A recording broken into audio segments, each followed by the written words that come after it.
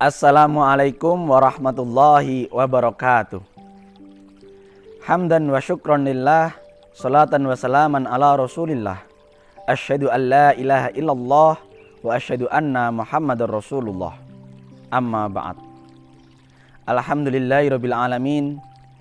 Marilah kita panjatkan puji syukur kehadirat Allah Subhanahu wa taala yang senantiasa melimpahkan rahmat dan karunia-Nya kepada kita, sehingga pada kesempatan kali ini kita masih merasakan nikmatnya iman, nikmatnya Islam, dan bersilaturahmi bersama walaupun lewat dunia maya. Kemudian selawat dan salam senantiasa semoga tercurah kepada junjungan kita Nabi Muhammad SAW beserta keluarga beliau, sahabat beliau, dan seluruh pengikutnya yang senantiasa istiqomah meneladani kehidupan beliau, menjadikan beliau sebagai suri tauladan dalam kehidupan sehari-hari. Dan semoga kita semua termasuk pemirsa Thayyibah Studio semuanya termasuk di dalamnya. Amin ya rabbal alamin.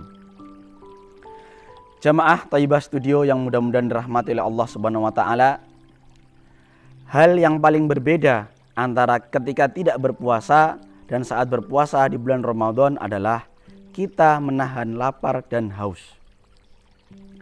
Sehari-hari kita bebas makan dan minum. Tapi saat bulan Ramadan, kebebasan itu ada batasnya. Kita hanya diperbolehkan makan dan minum saat matahari mulai terbenam hingga terbitnya fajar. Lantas, hikmah apa yang bisa kita ambil dari ibadah ini? Dalam Quran surat Abasa ayat 24, Allah Subhanahu wa taala telah berfirman, A'udzubillahi minasyaitonirrajim. Falyanzuril insanu ila ta'amih.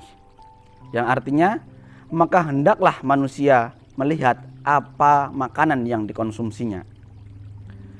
Jamaah rahimakumullah, pada dasarnya para ulama bersepakat seluruh makanan yang ada di muka bumi ini hukumnya halal, kecuali yang telah diharamkan oleh Allah pada Al-Quran dan Rasulullah pada hadisnya. Bahkan Allah Subhanahu wa taala memerintahkan kita untuk memanfaatkan apa yang ada di bumi ini sebagai bahan makanan. Dalam Quran surat Al-Baqarah ayat 168, Allah Ta'ala berfirman, A'udzubillahi minasyaitonirrajim. Ya ayyuhan nasu kulu mimma fil ardi halalan thayyiba wa la tattabi'u khutuwati syaiton innahu lakum aduwwum mubin. Yang artinya, wahai umat manusia sekalian, makanlah apa yang ada di bumi yang halal lagi baik, dan janganlah kalian mengikuti langkah-langkah setan, karena sesungguhnya setan adalah musuh yang nyata bagimu. Jemaah rahimakumullah, dari ayat ini bisa kita ambil pelajaran bahwasanya kita disuruh ingat makanan apa yang telah kita konsumsi sehari-hari. Minimal atau harusnya memiliki dua kategori, yaitu yang pertama halal dan yang kedua thayyiban. Makanan yang halal ada beberapa hal. Yang pertama, halal zatnya. Sumbernya makanan itu adalah halal. Sebagaimana dijelaskan tadi, semua makanan itu halal kecuali yang diharamkan oleh Allah dan Rasulnya dalam Al-Quran dan hadis. Misalkan secara jelas kita diharamkan untuk mengkonsumsi anjing, babi, makanan yang hidup di dua alam, makanan yang bertaring, dan tumbuhan-tumbuhan yang beracun. Kemudian halal yang kedua adalah halal cara mengolahnya. Jadi makanan ini diolah dengan bahan-bahan yang halal pula. Nah, bagaimana kita mengetahuinya?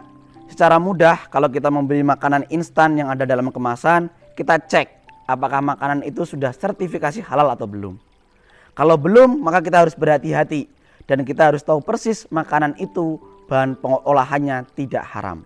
Contoh, kalau di Banyumas kita sering menyaksikan penjual gorengan, tidak ada sertifikasi halalnya.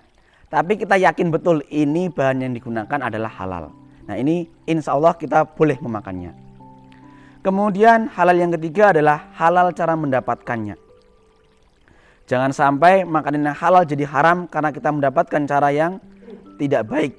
Kita menggunakan cara yang tidak jujur, misalkan dengan mengambil milik orang lain, seperti mencuri, korupsi, dan yang lain sebagainya. Ini adalah kategori halal. Halal zatnya, halal cara mengolahnya, dan halal cara mendapatkannya. Sebagai informasi tambahan, ketika kita menjumpai komposisi dalam sebuah makanan, dalam bahasa Inggris misalkan ada tulisan pork, P-O-R-K, maka itu ada tambahan babinya. Atau misalkan menggunakan lard, L-A-R-K, itu ada tambahan minyak babinya.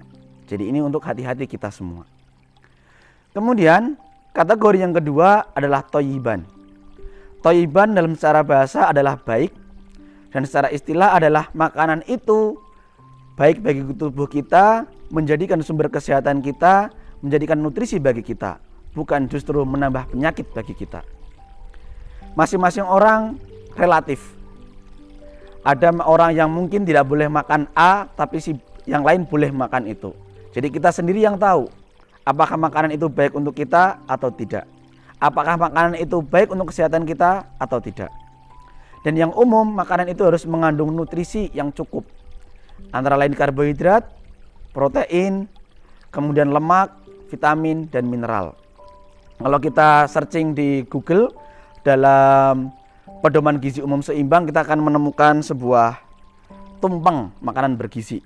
Kalau dulu kita mengenal 4 sehat 5 sempurna, kalau sekarang sudah lengkap dengan tumpeng makanan bergizi. Tidak hanya makanan saja, tapi sudah dilengkapi dengan kebutuhan air putih dan olahraga.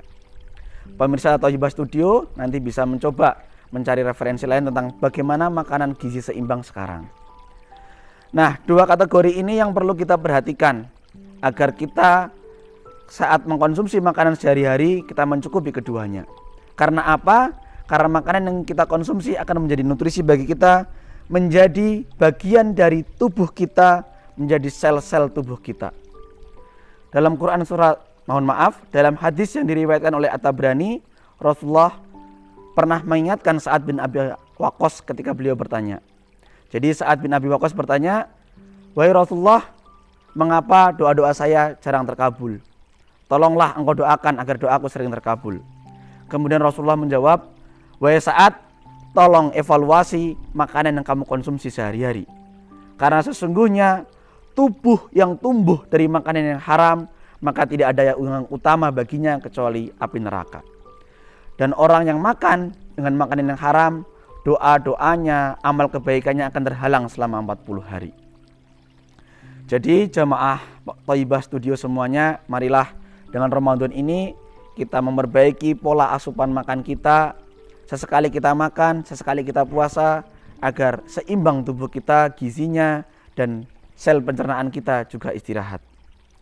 Demikian yang bisa saya sampaikan pada kesempatan kali ini. Kekurangan dari saya pribadi dan kebenaran mutlak dari Allah Subhanahu wa taala. Akhirul kalam, wassalamualaikum warahmatullahi wabarakatuh.